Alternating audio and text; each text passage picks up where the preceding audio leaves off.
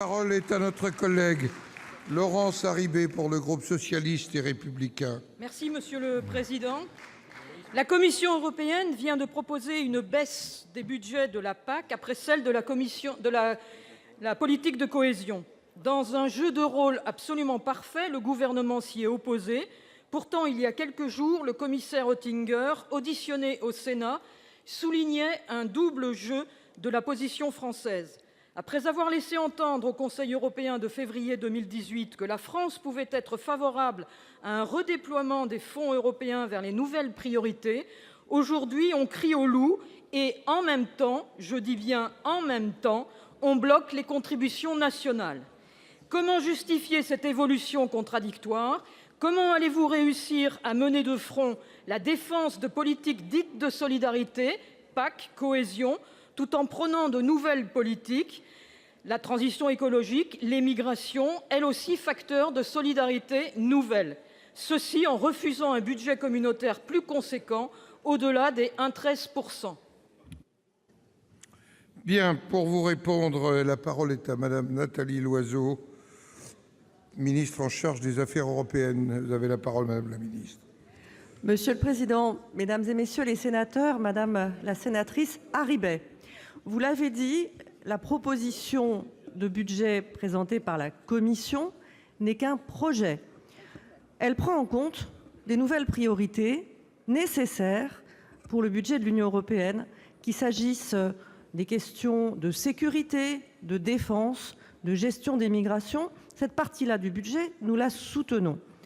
En matière agricole, la proposition de la PAC n'est pas acceptable et nous l'avons dit dès le premier jour, dès le 2 mai, Stéphane Travert, moi-même, au commissaire, y compris au commissaire Oettinger, qui connaît parfaitement bien notre position, comme à l'ensemble de nos partenaires.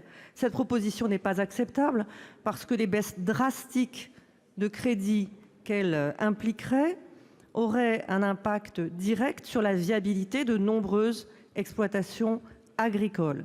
Pour nous, il ne fait aucun doute que la politique agricole commune est au cœur des enjeux stratégiques de l'Union européenne parce que c'est un élément de notre souveraineté et notre sécurité alimentaire. C'est aussi un élément de notre compétitivité et la PAC permet d'accompagner l'agriculture dans le défi de l'environnement et du changement climatique. Que le commissaire Oettinger, jusque sur les bancs de la représentation nationale, ait pu semer le doute, je ne peux que le regretter. Ce n'est sans doute pas la seule parole récente du commissaire Oettinger que j'ai eu à déplorer. Il a en effet mélangé la position qui est la nôtre sur la PAC et qui ne pourrait pas être plus claire que ce que j'ai déjà énoncé, et le fait que nous avons demandé pour le budget 2018 que sur toutes les politiques, on se garde une réserve de précaution pour faire face aux crises. C'est simplement de la bonne gestion budgétaire. Alors comment faire pour augmenter le budget et préserver la PAC? Nous avons dit que nous étions favorables à un budget en expansion, à condition d'un budget en modernisation. Moderniser la PAC, oui. La sacrifier, non. Madame Harribey. Permettez-moi, Madame la Ministre, une autre analyse. Je pense que c'est sans doute l'ambiguïté de la position française dès le début de l'année qui a encouragé la Commission à oser un début de démantèlement de la PAC.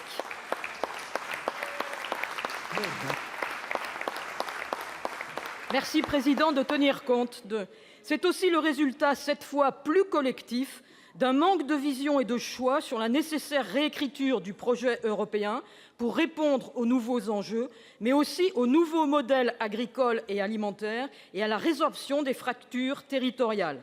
Ceci suppose un renouvellement en profondeur et partagé et ne peut se résumer à des effets de com' ou à une tarentelle qui va et qui vient.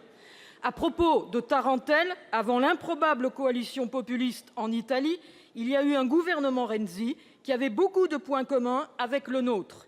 Prenons garde collectivement à ne pas laisser prise à cette évolution en France, à 1 an des européennes. Ceci suppose une relation adulte avec les représentants de la vie démocratique et une position française clairement énoncée. Merci. La parole